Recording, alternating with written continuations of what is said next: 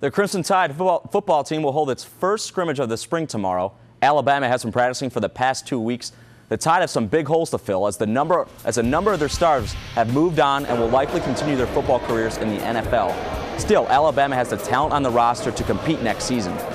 We've been pleased with the progress we've been made. We've been pleased with the pace that we've been able to sort of take things on. And you know, it'll be interesting to see, and the most important thing that we'll want to see on Saturday is how the guys compete when there's no coach standing right there, either encouraging them, telling them what to do, making a call for them, or whatever.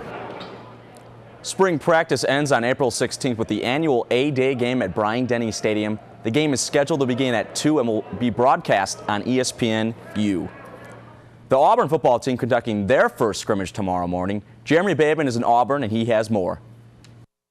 The Auburn football team's 6 practices into the spring football season. Tomorrow, though, is when things take themselves to new heights. Potential starters have a chance to make or break their progress. I tell the quarterbacks that, hey, you know, we can learn so much, you know, when we're in scrimmage situations. Who has the ability to get the group in the end zone is very important. Who will protect the football, and when those live bullets start coming around you, a lot of quarterbacks respond differently. So I'm real curious to see how they respond tomorrow. I'm really excited, you know, because I get this is my chance to be able to make some plays and show the coaches what I can do. I just gotta focus and calm down, not be too anxious, you know, and just do what I'm taught to do.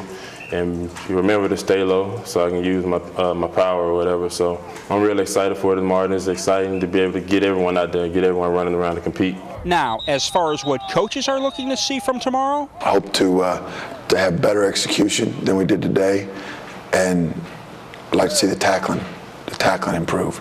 But every single practice we're talking about getting more and more physical, playing with lower pads, because sometimes with inexperienced players, they tend to want to peek, and when you peek, you get hit under the chin. You know, you got to find out that it's better to strike and stay behind your pads and find the ball this way. Now, tomorrow morning's practice is closed to the public. The fans' first chance to see their team in action is A-Day on April 16th. Thank you, Jeremy. Moving to the hard court, Butler and VCU will get things started at the Final Four tomorrow in Houston. The Bulldogs are in the Final Four for the 2nd straight year, a remarkable feat when you think about it. Butler isn't a member of one of the so-called BCS conferences, plus it's an amazing accomplishment for any school to make back-to-back Final Fours. The results that you get from getting the trophy, from cutting down the nets, from making it back to a Final Four are great, but in these runs, the way teams come together and the fight you have to show to get there, those intangibles are so much greater. Butler is much more sound. They're not going to make any type of defensive mistakes. They're always in the right position, and they play with as much or more toughness on the defensive end than anybody, as compared to anybody we've played. Meanwhile, VCU, the ultimate bracket buster, has dished out the pain thus far in the big dance, and they plan to give Butler all it can handle. The winner of this one plays the winner of the UConn-Kentucky matchup. And now on some high school baseball, Stanhope Elmore hosting Prattville with some Mountain Dew in hand. We'll take it up in the 5th. Prattville looking to extend a 1-run lead. Logan Hughes lines it down left field line, and someone didn't tell the guy on deck that abc32 was shooting some highlights. It gets in. Moving along, it gets the 3rd, then Cade Steinmetz hits what looks to be shortstop. You got to keep that glove low for the kids out there. Goes under the glove, that drives in a run. Lions hang on to that lead to bring it home to win 5-2.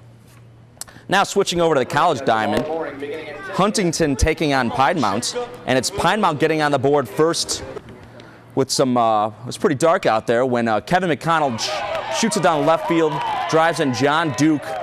Lions striking again in the 5th when Kyle Davis hits a sac fly, sacrificing for the team, brings in Curtis Cornett. Pine Mountain takes it 3-1.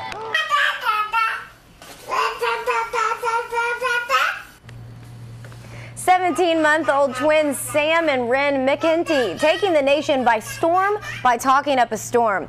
Their mom posting this video of them on YouTube having what appears to be an actual conversation. And you know, I really like this video because Bill right here with us he's an actual part of triplets. That's correct. I have two. I'm a fraternal triplet. I have 2 sisters, and I always get asked whether or not I can talk to them with a special communication, and they're actually telling me that I have to wrap it up now because the newscast is about to end. So have a good night. Thanks for watching.